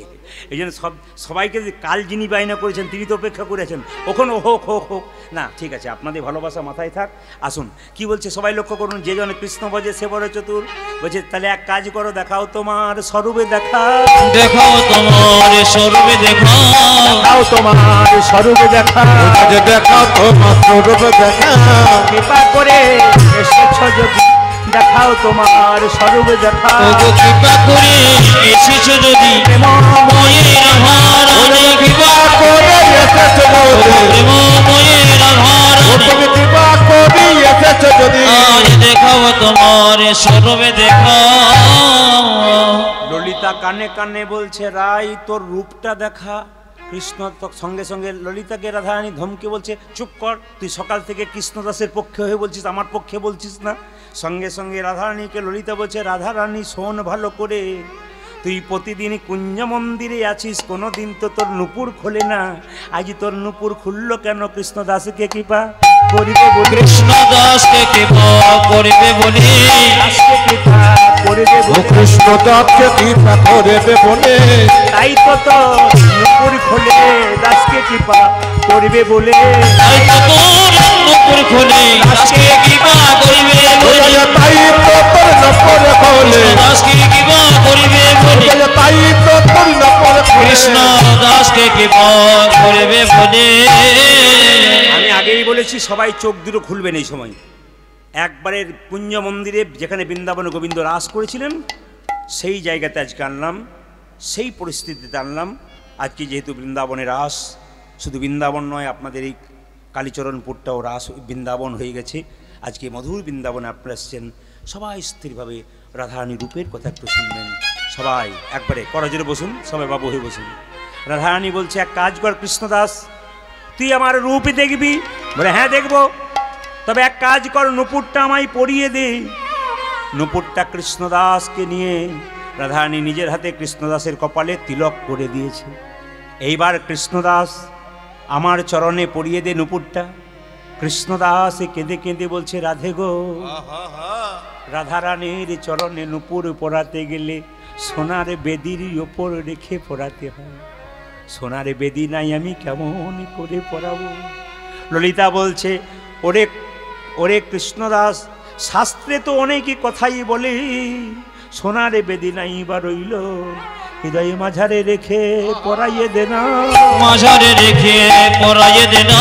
মাঝারে রেখে পরাইয়ে দে না। হৃদয় মাঝারে রেখে পরাইয়ে দে না। রাধারানী সোনার নুপুর মাঝে রেখে পরাইয়ে দে না। আবার রাধারানী সোনার নুপুর মাঝারে রেখে পরাইয়ে দে না। এই না কৃষ্ণদাস রাধারানীর চরণে নুপুর পরিয়েছে। সবাই দেখান, এই জায়গাটি এত সুন্দর আপনারা বসে আছেন, সবাই দর্শক করুন। কে বলছে আমাদের মেদিনীপুরের মানুষ পদাবলী শোনে না? মেদিনীপুরের মানুষ খুব সুন্দর পদাবলী শোনে, তার প্রমাণ আজকে পাবেন আপনারা। কি সুন্দর পদাবলীযুক্ত কীর্তন দেখুন, এগুলো হচ্ছে পদ।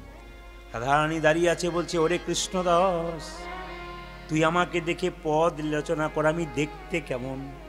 কৃষ্ণদাস দেখছে রাধারানী দাঁড়িয়ে আছে। ওগো রাধে, সবাই শুনবেন, আজকে রাসের দিন, রাধারানী রূপের কথা গাইছি।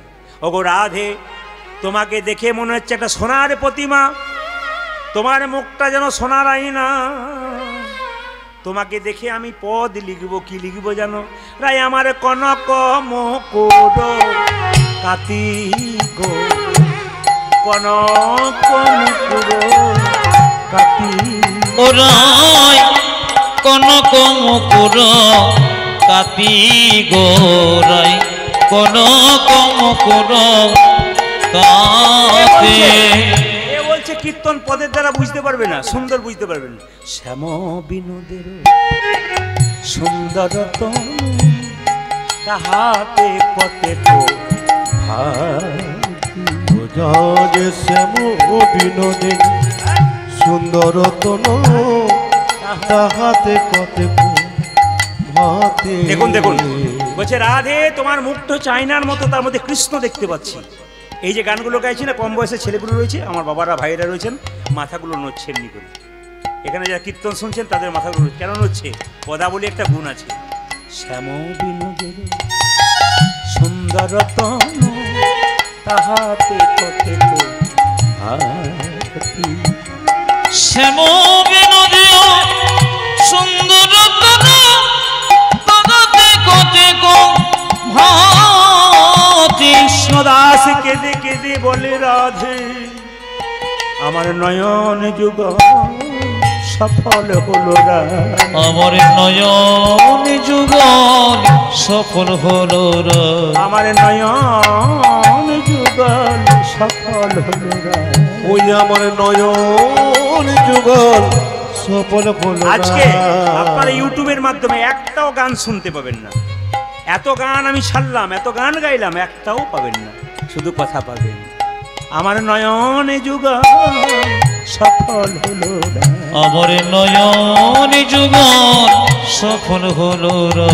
প্রেমময়ী রাধা রানী নয়ন যুগল সফল হলো না। প্রেমময়ী রাধা জানে নয়ন যুগল সফল হলো। দেখুন দেখুন দেখুন, কি অদ্ভুত বর্ণনা দেখুন। ওগো রাধে, কৃষ্ণদাস ভাই তোমাকে দেখে পদ লিখবো বলে লেখো লেখো লেখো, গান লেখো। কি? ওগো রাধে, তুমি নীল শাড়ি পরে আছো। রাধারানী নীল শাড়ি পরতো নীলকে ভালোবাসার জন্যে। কৃষ্ণের গায়ের রং নীল, যত নীল রাখবে তত নীলকে মনে রাখবে। রাধারানী খোঁপাতে ফুল নিত, কিন্তু নীল ফুল নিত কেন? নীল ফুল নিলে নীলকে ভালোবাসবার জন্যে। বলছে দেখো দেখো, তুমি একটা শাড়ি পরেছো, নীল শাড়ি, আর তুমি সোনার বালা মালা পরেছো, দেখে কি মনে হচ্ছে না তোমার এই নীল শাড়িটা মেঘের মতো লাগছে, আর তোমার সোনার বালা মালাগুলো বিদ্যুতের মতো লাগছে। তোমার নীল বসন রতন ভূষণ জলদ দামিনী সাজে গো। নীল বসন রতন ভূষণ জলদ দামিনী সাজে গো। নীল বসন রতন ভূষণ জলদ দামিনী সাজে গো। তোমার নীল বসন রতন ভূষণ জলদ দামিনী সাজে গো। দেখুন দেখুন দেখুন দেখুন দেখুন কি ব্যাখ্যা দেখুন। ওগো রাধে, আকাশে যখন মেঘ করে বিদ্যুৎ চমক দেয়, বিদ্যুৎ চমক দিয়ে আবার মিলিয়ে যায়, আর দেখতে পাওয়া যায় না। তোমার এই নীল শাড়িটা মেঘের মতো, আর তোমার সোনার বালা মালা বিদ্যুতের মতো। এই বিদ্যুৎ মিলাইয়ে যাচ্ছে না, দেখে কি মনে হচ্ছে যেন মেঘ বিজুড়ি জড়াইয়ে গেছে। দেখলাম মেঘ বিজুরি জড়াইয়ে আছে, যেন মেঘ বিজুড়ি জড়াইয়ে যাচ্ছে। যেন মেঘ বিজুড়ি জড়াইয়ে আছে। ও যে দেখে এই মনে হয় মেঘ বিজুড়ি জড়াইয়ে যায়। আমার দেখে যেন এই মনে হয় মেঘ বিজুরি জড়াইয়ে আছে। এবার দেখুন ওগো রাধে, আকাশে চাঁদ সূর্য তারা একসঙ্গে দেখা যায় বাবা? চাঁদ সূর্য একসঙ্গে দেখা যায়? আকাশে চাঁদ সূর্য দেখা যায়? দেখা যায় না। মেঘ দেখা যায়? যদি মেঘ দেখা যায় তো তারা দেখা যায় না, তারা দেখা গেলে চাঁদ দেখা যায় না। কিন্তু রাধে, তোমার মধ্যে মেঘ দেখতে পেলাম, তারা দেখতে পেলাম, মেঘ দেখতে পেলাম, চাঁদ দেখতে পেলাম, আবার সূর্য দেখতে পেলাম। রাধারানী বলছে কি করে দেখলি, কি করে দেখলি বল না। বলছে শোনো, তোমার স্মৃতির সিঁদুরটা হলো সূর্যের মতো, তোমার কপালে চন্দন বিন্দুটা চাঁদের মতো, আর তোমার নয়নের কাজলটা মেঘের মতো। তোমার সীতায় সিঁদুর নয়নের কাজল, তাহাতে চন্দনের রেখা। তোমার সীতায় সিঁদুর নয়নের কাজল, তাহাতে চন্দনের রেখা। আমার গুরুজি বললেন, বা আমি এটা মনে করি, যদি গানের মতো গান গাইতে পারা যায়, এই সমস্ত কম বয়সের ছেলেরাই গান শুনতে পারে। এত বাচ্চা বাচ্চা ছেলেরা গান শুনছে কেন বলুন তো? যদি গানের মতো গান করা যায়, তাহলে পদাবলী গানও বাচ্চা ছেলে মেয়েরা শুনতে পারে। তোমার সীতায় সিঁদুর নয়নের কাজল, তাহাতে চন্দনের ফোঁটা। সীতায় ও সিঁদুর তোমার চেতায় চেতন নয়নের কাজল, তাহাতে চন্দনের রেখা। অরুণের কোলে নবজলধর, তাহাতে কতেক ব্যথা। তোমার অরুণের কোলে নবজলধর, তাহাতে কতেক দেখো। আমার দেখে নয়ন সফল হলো, আমার দেখে নয়ন সফল হলো। আমার দেখে নয়ন সফল হলো। ওই আমার দেখে নয়ন সফল হলো। ও যে প্রেম রাধারানী দেখে নয়ন সফল হলো। ও গো প্রেমময়ী রাধারানী দেখে নয়ন সফল হলো। এইবার বলছে শেষ পদটা লিখ। শেষ পদটা কি বলছে? আমি কৃষ্ণের কাছে চলে যাব। এ আমার যাওয়া দেখে একটা পদ লিখতো। দেখুন, কৃষ্ণের কাছে রাধারানী যাচ্ছে, আর কৃষ্ণদাস লিখছে, তোমার যাওয়াটা কি সুন্দর গো। রসে রইয়া বেশি গমন মন্ত্র, ভাবে ঢুলি ঢুলি যাই গো। তোমারই রসে আমার বেশি গমন মন্থর ভাবে ঢুলি ঢুলি যাওয়া রসে রইয়াবে সে গমন মন্থর ভাবে ঢুলি ঢুলি যাই গো। ও তোমার রসে রইয়াবে সে গমন মন্থর ভাবে ঢুলি ঢুলি যাই গো। ও মা মাথার কাপড়টা কি দেখলাম? আধয়ুরুনি ঈশত হাসনি বঙ্কিমী নয়নী আজ ধয়রণে এসো তো বসনে বঙ্কে মনয়নে হাই গো। মারা আধয়ুরুনি ঈশত হাসনি বঙ্কিমী নয়নী আদিয়া দয়ুরুনি ঈশত হাসনি বঙ্কিম নয়নে আরে তোমার চাউনি, তোমার তাকানি এত সুন্দর। আমার সাধে কি আমার গোবিন্দ বলে, ওই জায়গায় সাধে কি আমার গোবিন্দ ভোলে, সাধে কি আমার গোবিন্দ ভোলে, আজ সাধে কি আমার গোবিন্দ ভোলে। ওরে পাকা নয়নের চাউনি দেখি সাধে কি আমার গোবিন্দ ভোলে। ওই যে বাঁকা নয়নে চাহনি দেখে সাথে কি আমার গোবিন্দ ভোলে। দুঃখী, তুই শ্যামকে আনন্দ দিয়েছিস, আমাকে আনন্দ দিয়েছিস। আজ থেকে তোর নাম দিলাম শ্যামানন্দ। আপনার লীলাটা কি শুনছিলেন? প্রথমে কি বলেছিলাম? শ্যামানন্দ। রাধারানী বলল আজ থেকে তুই শ্যামকে আনন্দ দিয়েছিস, আমাকে আনন্দ দিয়েছিস, তোর নাম দিলাম শ্যামানন্দ। শ্যামানন্দ বনে নিকুঞ্জ ভবনে কল্পতরুর মূলে, ওই দেখি শ্যামানন্দ বনে নিকুঞ্জ ভুবনে কল্পতরুর মূলে, রসে রয়া বেশে বৈশে বিনোদিনী শ্যামনাগরীর আজ রসে রইয়াবে সে বৈশে বিনোদিনী শ্যামনাগরের বলে। আমার দেখে নয়ন সফল হলো রে, আমার দেখে নয়ন সফল হল, আমার দেখে নয়ন সফল হলো রে। ওই আমার দেখে নয়ন সফল হলো। ও যে রাধা গোবিন্দের যুগল মিলন দেখে নয়ন সফল হলো রে। আজ রাধা গোবিন্দের যুগল মিলন দেখে আমার সফল হলো রে।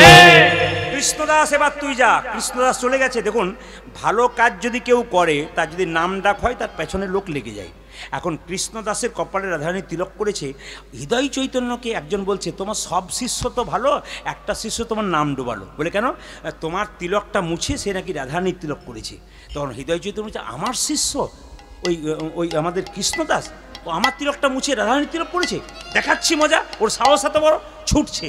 কৃষ্ণদাস কৃষ্ণদাসে বলি ছুটি যাই, আজ কৃষ্ণদাসে কৃষ্ণদাসে বলি ছুটি যাই, কৃষ্ণদাস কৃষ্ণদাস বলি ছুটি যাই, আজ কৃষ্ণদাসে কৃষ্ণদাসে বলি ছুটি যায়। নিধুবনে কুঞ্জবনে আসিয়া দাঁড়ায়, আজ নিধুবনে কুঞ্জবনে আসিয়া দাঁড়ায়, নিধুবনে কুঞ্জবনে আসিয়া দাঁড়ায়, আজ নিধুবনে কুঞ্জবনে আসিয়া দাঁড়ায়। আজ কোথায় কৃষ্ণদাস হে, কোথায় কৃষ্ণদাস হে, কোথা কৃষ্ণদাস হে, আজ কথা কৃষ্ণদাস হে, ক্রোধ হলে গুরু বলে কোথা কৃষ্ণদাস আজ হে, ক্রোধ হলে গুরু বলে কোথায় কৃষ্ণদাস হে। কৃষ্ণদাস কৃষ্ণদাস কৃষ্ণদাস।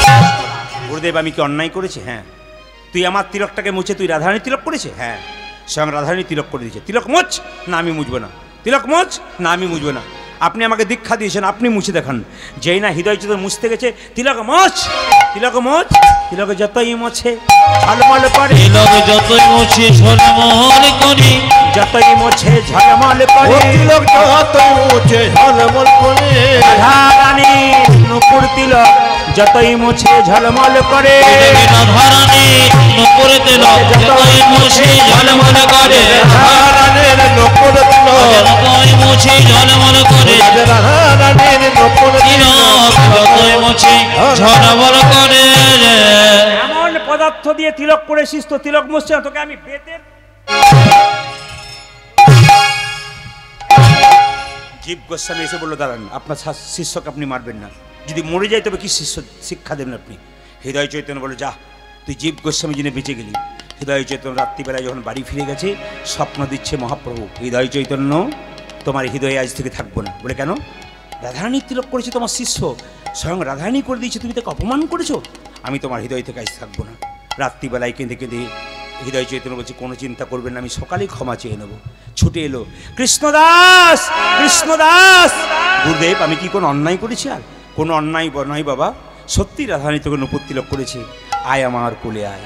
গুরু শিষ্যের মিলন হলো। আচ্ছা কটা বাজে? 12টা পাক্কা। আচ্ছা পাক্কা 12টা বাজে, আপনার বাড়ি যাবেন না নাকি? বাড়ি যাবেন না? তাহলে তাহলে তাহলে কথা হচ্ছে যে 8টায় আরম্ভ হয়েছে, 12টা হয়ে গেল, তা আপনার বলছে যাবো না, তাই বললো হয়। তবে কথা দিলাম, কথা দিলাম কালীচরণপুরকে, কথা দিলাম কমিটিকে, যদি আবার প্রভু কোনোদিন কৃপা করে এদেরকে একটা ডেট দেবো। কেন? আরেকবার আপনাদের কাছে এসে আবার কীর্তন শুনিয়ে যাবো। শুধু একটু হাতটা তুলুন সবাই মিলে একসঙ্গে, কাবিরাম মানে একবার একসঙ্গে। বাহ, যেমন প্রথমে ছিলেন তেমন শেষে বসে আছেন, একসঙ্গে তালি মারবেন। দাঁড়ান, গানের সঙ্গে একসঙ্গে ভাইয়েরা সবাই, বাচ্চা সবাই।